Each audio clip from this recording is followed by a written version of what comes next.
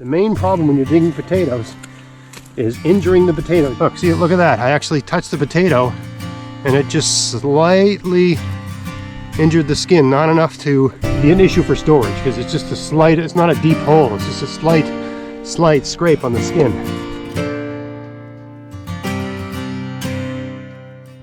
Hey, it's Greg here with MaritimeGardening.com.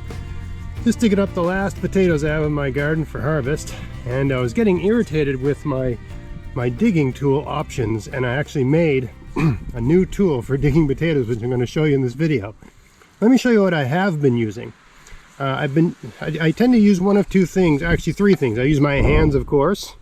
The disadvantage of you using your hands is that they get dirty, and every once in a while some piece of something gets jammed up under your fingernail, you know, something sharp and small, little twig or stick or something like that. It can be slightly risky, right? It's satisfying getting your hands in the ground, but every once in a while you get a hand injury or something like that and your hands get really dirty. This here digging tool works really well. It's ergonomic. It's called a Hole Me Digger, but because the end of it is metal, it can injure the potatoes, right? So every, you know, somewhere between 1 every 5 or 1 in every 10 potatoes, probably more like 1 in every 10 potatoes gets stabbed and injured, so you can't use those for long storage, or it's more risky to do so. This here, just a wooden sort of traditional digging stick. Cultures are all around the world have used stuff like this for agriculture or just foraging. This works great, does not tend to injure the potatoes, but you're holding it like this, and it's a bit fatiguing on the wrist over time. If you're doing a lot, you know, it sort of wears your wrist out a little bit. Depends on how strong your wrist is and all that sort of stuff. You can hold it lower to get a bit deeper, right? Less leverage against your wrist. So this works. This is simple, low budget, any stick will do. But then I came up with this idea, which is sort of the best of both worlds. It's got a wooden stick at the end so it won't damage the potatoes too much, instead of metal, right? So it sort of has the shape of this, right? I could have put this stick on an angle, but it's got a curve, that's fine, right? And it's sort of got this aspect to it, and it's got this ergonomic aspect to it. And I've been playing around with it a little bit. We'll use it, you know, I'll dig up the rest of the potatoes with this and show you how it works in action. And I'm sure there's different lengths that are optimal. I have to play with it a little bit to figure that all out, and maybe different curves or different angles for this little piece that sticks out. But I like how this works, and it does not stick the potatoes because you can make the end kind of blunt, right? But just give you a sense of how I put this together. I just took an old, this is a shovel handle, but you can use any stick really. I drilled a hole through it with as big a drill bit as my hand drill would take. I think it was a 1/2-inch hole. And I just whittled down this stick. I found just a branch of a tree, a hardwood tree. It was dead and dry but not rotten. That had a bit of a curve to it, and I just sort of whittled it down till it was the right diameter to go through the hole that I'd drilled. I didn't use a drill press or anything. I just put this in a vise and hand drilled it by eye. Doesn't matter if it's not perfect. Tried to get as good a hole as I could drill. And and I glued it in when I put it in, right? And the only other thing I did to this to sort of improve on it is I planed down each side, so that way the plane side, by grip I can tell whether, because I've planed these two sides here, right, made them flat, by grip I can tell whether or not the point is facing straight down, right? So that way, you know, you're just more intuitively going to aim it correctly, right? There's a reason axe handles are sort of flatter on one side and wider on the other, aside from just, you know, their physics and their strength. Your hand just knows which way is down, so it helps you use the tool. You're basically giving your hand more information so you can operate by feel. So that's all I did. And I, you know, chamfered the ends and did stylish crap like that. I'm sure I could, you know, stain this or linseed oil it or whatever, but I just want to get digging. So let's see how this baby works.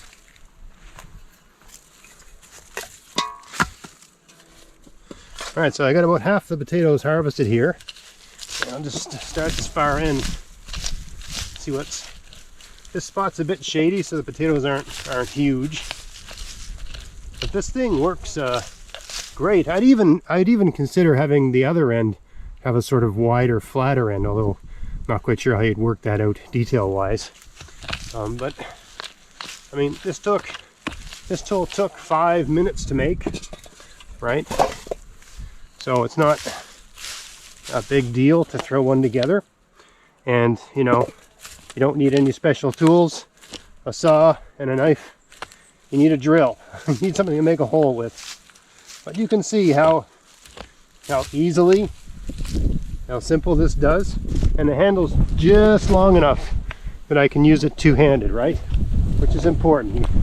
I think any tool should be designed, any hand tool, you know, I guess it would depend on the tool, but should be designed so that using it two-handed is an option, right? I like axe handles that are a little bit long, because it just, you know, you can't always use two hands, but when it's an option, you just use the tool so much better when you've got two hands. It's just less fatiguing. And this is just a great, let me just angle you over here a bit, a great way to prevent hand fatigue. I felt one here, no, it's a rock. And a great way to prevent, the main problem when you're digging potatoes is injuring the potatoes. You want to, you know, work the soil over good. Look, see, look at that. I actually touched the potato and it just slightly injured the skin, not enough to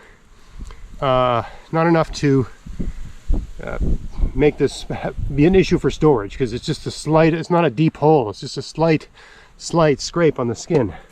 When I hit that one, I felt it hit the potato. God, this soil's nice. This is good soil. I guess I should have tried this out in, you know, hard, tough, dry soil, but I don't tend to have too much of that in my garden, right? There's another potato. I think we've got them all here. These are just a little, these are sort of like compost bins. It's a shady spot in my garden, but I found, just through trial and error, that it's not a bad spot for potatoes. Anyway, that totally works. Made short work of that job. I think I've covered the whole bed now. Got everything I can possibly get. So yeah, oh, there's one. Not bad.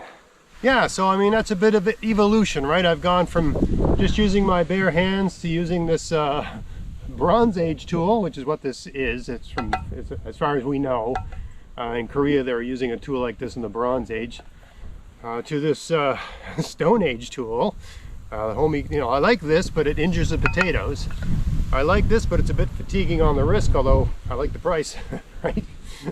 To this thing here, where I sort of take advantage of this design, sort of synthetically adapt this aspect of the digging stick to get this sort of thing, right?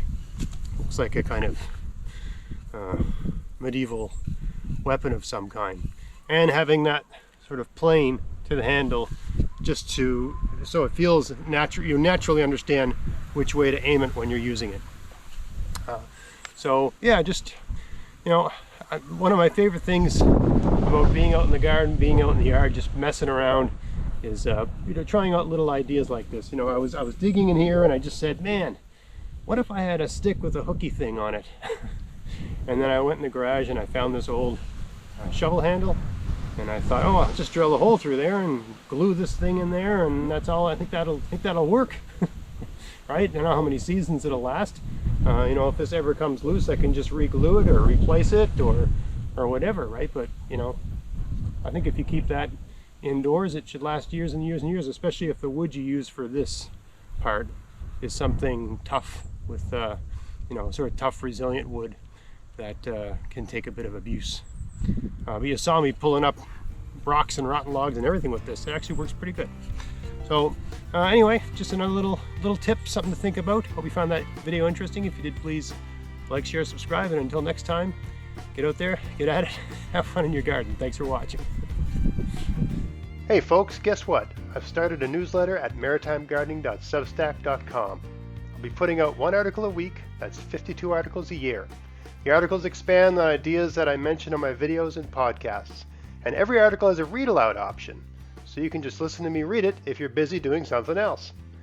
You can subscribe for $30 a year or try it for $5 a month and see what you think.